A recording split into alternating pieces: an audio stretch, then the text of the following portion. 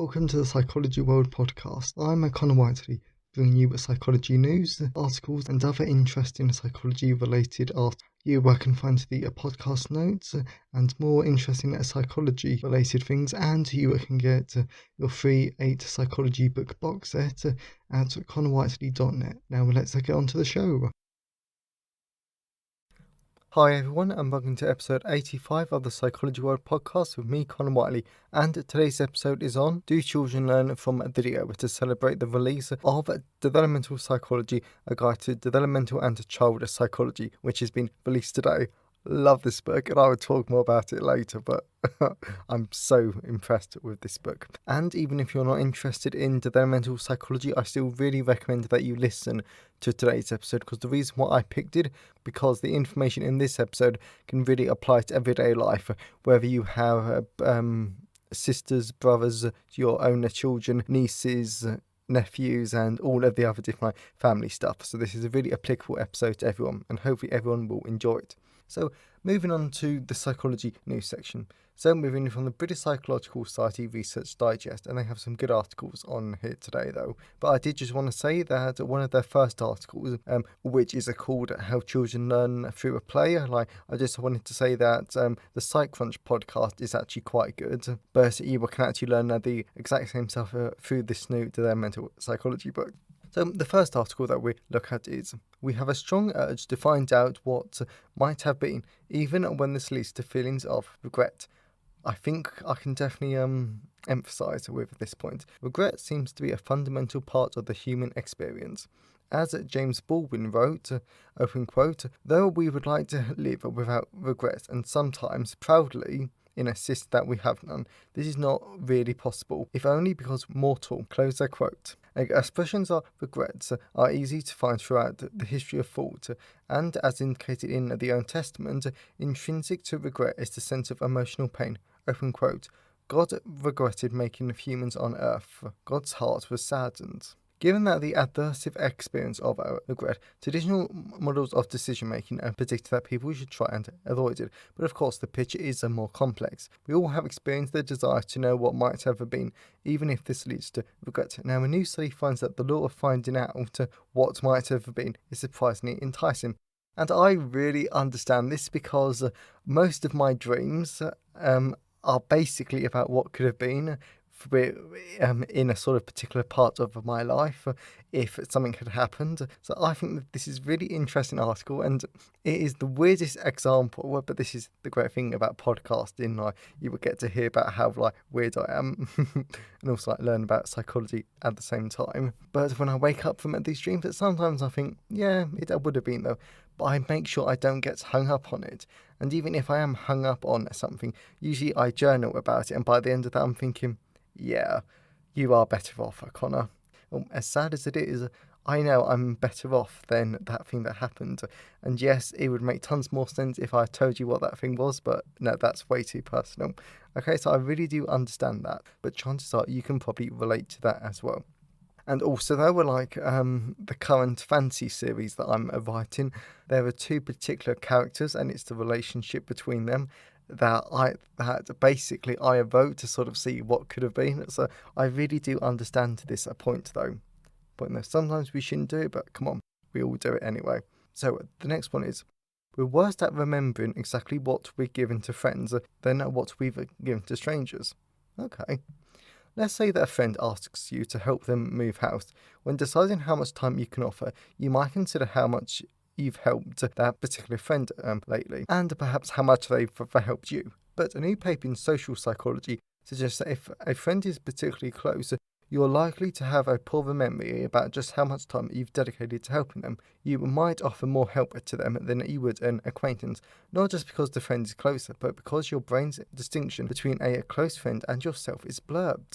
So that, I think, is a really interesting article, because it just shows how important closer relationships are to us. And well, yeah, that is just really, really interesting.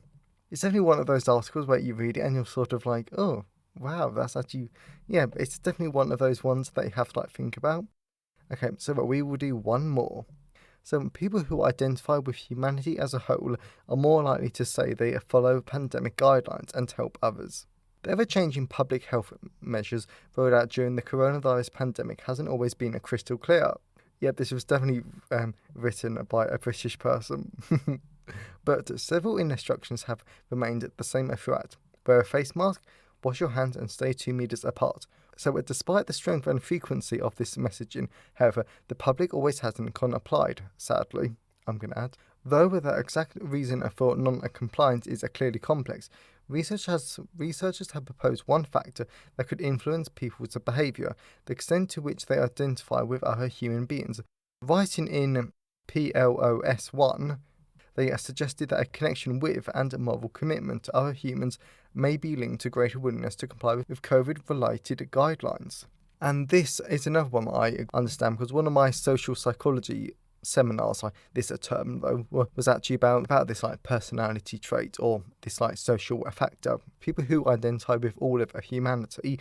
To oversimplify this behavioural factor, what it is, so what you identify with all of humanity, meaning though that you don't specifically see the different outgroups. Yes, that's really oversimplified, but it's sort of like that though. It's like, for example, I don't see the European Union as a different outgroup compared to the UK though, because I know that they are still human beings, and for all the bad press that both the UK and the EU get, they're still just people though. So it's sort of like that. I've really oversimplified it, but I do understand this though, and I think that this is a really good trait that we should try and develop in society, because the research shows though that people with this all of humanity trait that will tend to have less prejudice, stereotypes, and less discriminatory behaviour. So that sort of stuff though.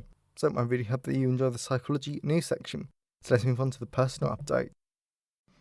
So this week I've been doing lots of little bits, and I've started revising for my summer exams. But I have started to update some future books by using my notes for this term, and also my additional research though. So the cognitive psychology book, that should have a third edition come September. Yes, and then there will also be a personality psychology book. I want to do a bit more research of that before I actually start writing it, but I'm really, really looking forward to that. But there were some other announcements this week that were for example, for example, and I do apologise, to our more international audience, because this does not affect you whatsoever.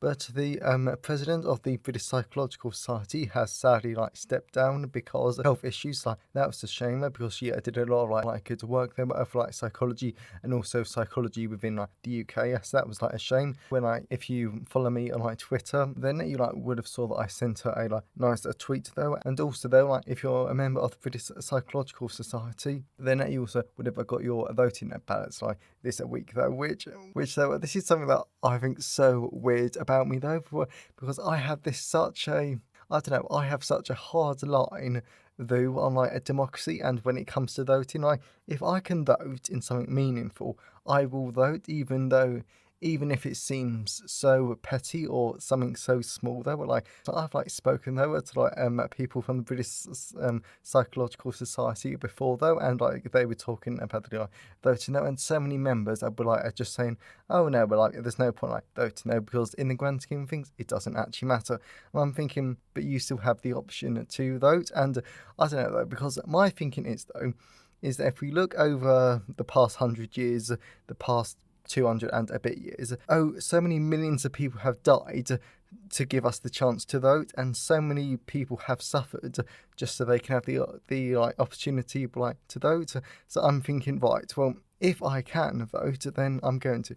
And yes, I've no idea where that rant was going, or those comments though. But if you do need some light-hearted fancy entertainment, I'm not quite sure on the light-heartedness, but if you want a great programme to watch, then I really recommend The Outpost. It's a fancy TV programme that was on a few years ago, but it's a great programme. I really recommend it, and I'm actually going to be talking about it on my author podcast today, because it's such a good programme. And as always, I always love to know your thoughts and feelings on today's episode. So you can always email me, connorwhiteley@connorwhiteley.net. You can always leave a comment on the show notes at connorwhiteley.net/podcast. And you can always tweet me on Twitter at sci-fi whiteley. And today's episode has been sponsored by Developmental Psychology, a guide to developmental and child psychology, 3rd edition.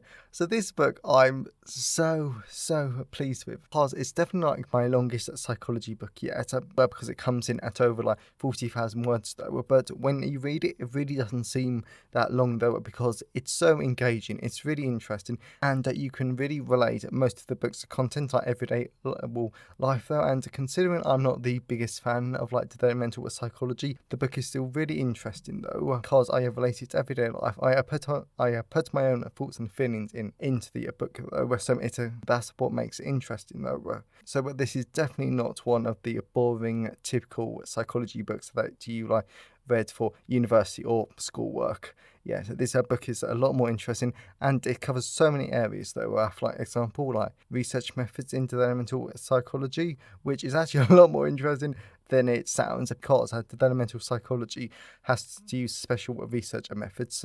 Yeah, so that's actually quite interesting. And also it goes in to like how the brain develops, how our cognition develops, but also how attachment develops, which I'm really interested in. And even if you're not interested in like going into developmental psychology, you've got to know about attachment theory, because that is such an influential theory though, but it also covers like so much more. So I really recommend this book though. So that is Developmental Psychology, a guide to developmental and child psychology, 3rd edition, available from all major ebook retailers, and you can get the paperback, hardback and large print version from Amazon or your local bookstore. And if you want, you can buy the ebook directly from me at payhip.com/Connor White. So that's enough for the personal update.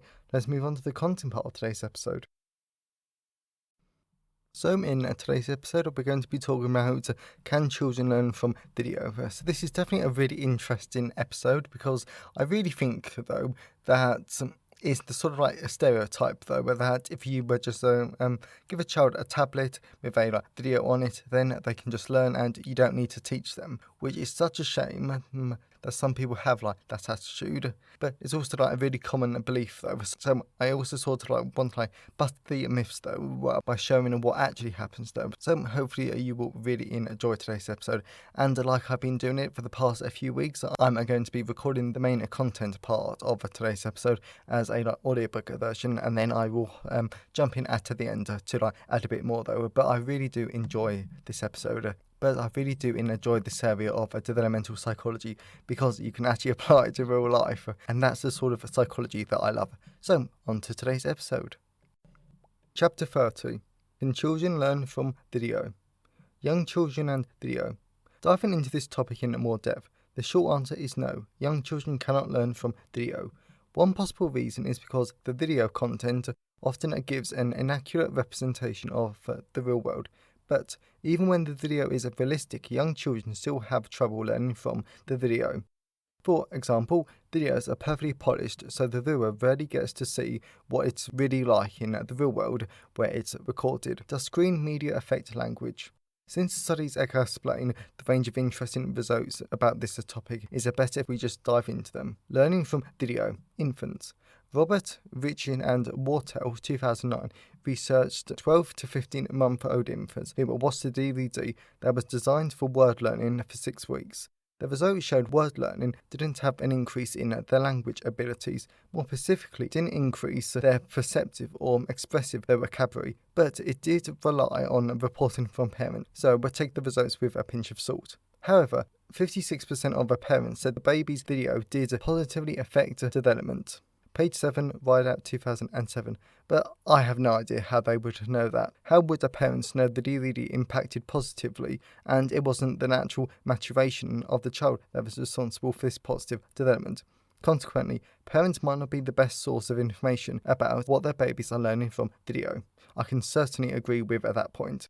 Another study of interest is Simberman, Christis and Meltoff, 2007's correlational study. Remember, we cannot establish cause and effect here. The researchers interviewed 1,009 parents of 2 to 24-month-old infants by telephone and asked about the baby's TV viewing habits, and the parents completed a vocabulary checklist for the child using the MacArthur CID. The results showed for infants under 16 months, each hour a day of a TV viewing was associated with a 17-point drop in their vocabulary score. However, this is not the case for toddlers.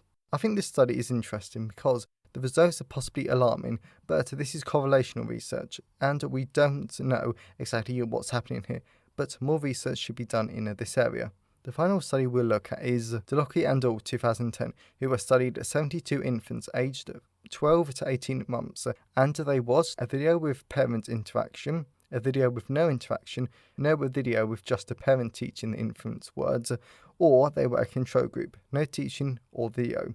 Afterwards, there were two tests, the initial visit and the final visit. During the initial visit, the infants were tested on 13 words from the video, and the words they didn't know became the personal target list.